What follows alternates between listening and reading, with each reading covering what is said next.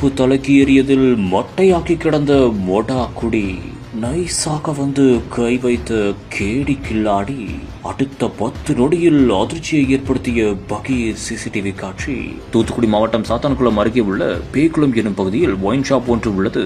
அப்போது அவர் ஃபுல் போதையில் கிடந்தபோது ஒரு மர்ம நபர் அருகே வந்துள்ளார். மேலும் அவர் நைசாக வந்து அவர் மேலே கை வைத்து ஒரு செயலை செய்துள்ளார். ஆம், அவர் பையில் வைத்திருந்த செல்போனை அப்படியே திருடி சென்றுள்ளார்.